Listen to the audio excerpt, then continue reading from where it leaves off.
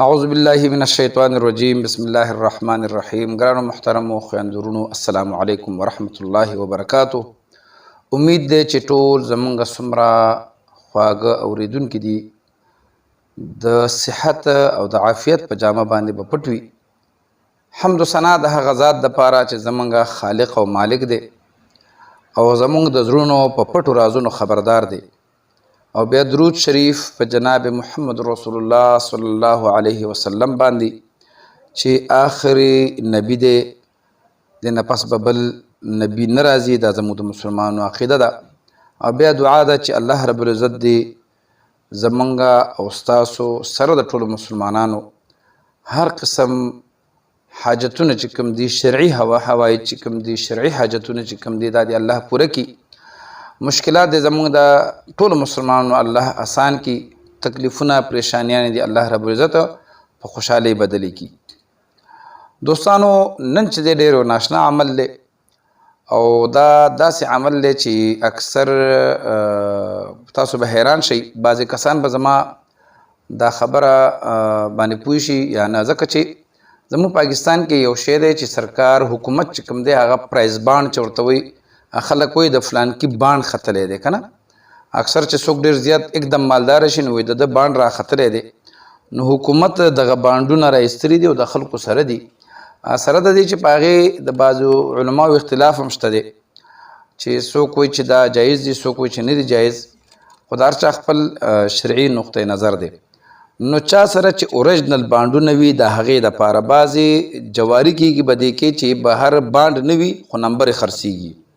نه چا سره چې بانډونه وي د هغې دپاره یو ډېر بهترین عمل زه تاسو ته نن ښیم.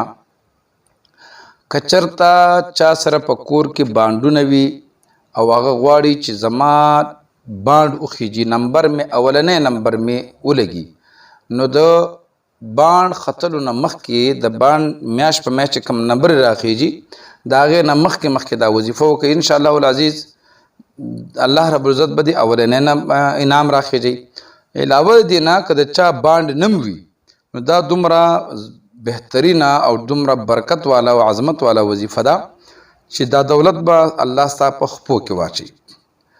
دا یوازې د بانډ دپاره نه ده، مال کې به د الله رب العزت په مال کې، په اولاد کې، په عمر کې، په صحت کې به دې برکت واچي.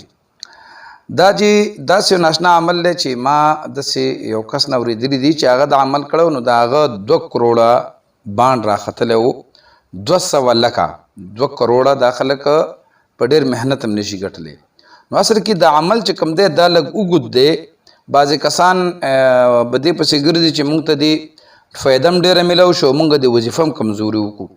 نو دوستانو تاسو لږ سوچ وکئ چې موږ د 100 روپو تنخوا دپاره څوک د سعودي عرب مسافري کوي، څوک د دوبۍ مسافري کوي، څوک د قطر مسافري کوي، او هغه هلته په کال د کلونو ناست دي.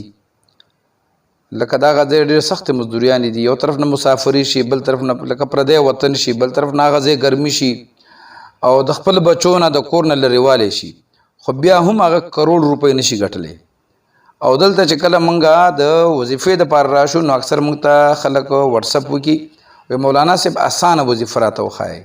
نو که تاسو وایئ چې دا وظیفه سخته ده نو د دې خبره خو داسې ده که نه چې که وظیفه سخته ده نو مال هم او برکت هم پکې ډېر زیات دی. الله رب العزت ستا هغه وظیفه او ستا هغه ناسته خپل یاد چې کوم دی ته چې یادی هغه هسې نه وبوځي، د هغې په بدله کې تعالی څه درکوي.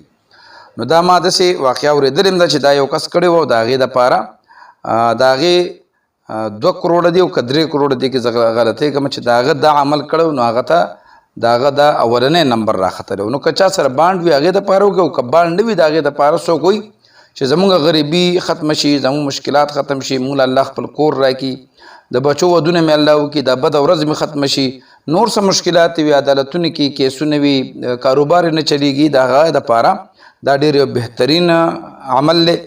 او دا تاسو چې دې ته غوږ ونیسئ خیر دی واورئ. الله رب العزت چې کله توفیق درکړي بیا به د هغې نه پس وکئ.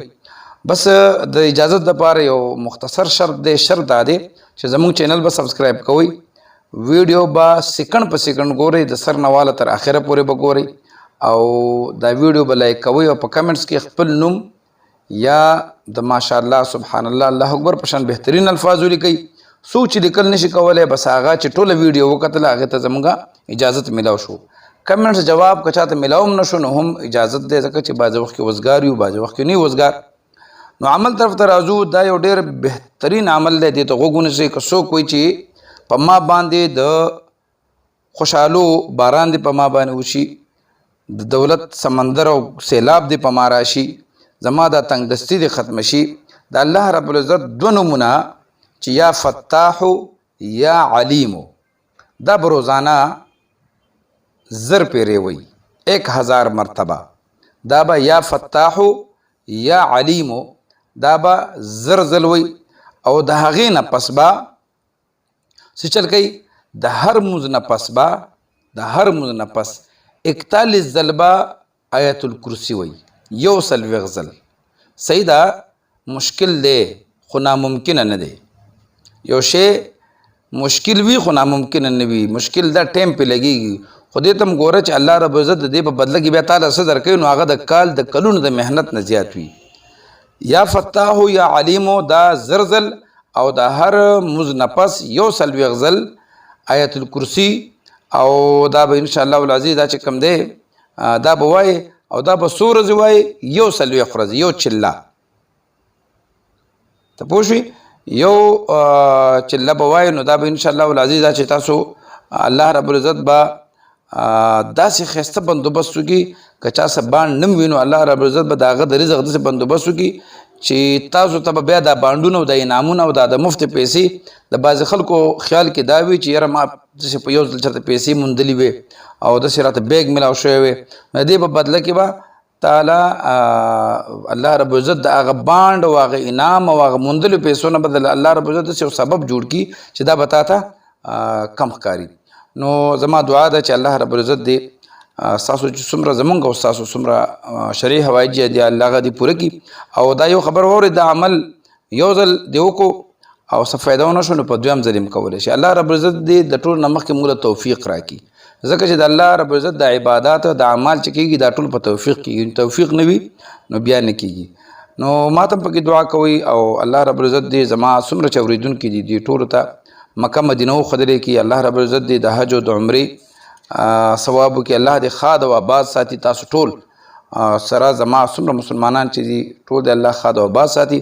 ما به هم په خپلو دعاګانو کې یاد ساتئ. انشاءالله العزیز د یو نوې وظیفې سره به بیا ستاسو په خدمت کې حاضرېږم. انشاءالله بیا به خامخا د یو نوې وظیفې سره او ښایسته وظیفې سره حاضرېږم. او زما دا چینل چې دی نورو خپلو ملګرو سره هغوی سره شیر کوي چې چاته خیر ورسیږي. تاسو نه اجازت غواړم. د الله په امان.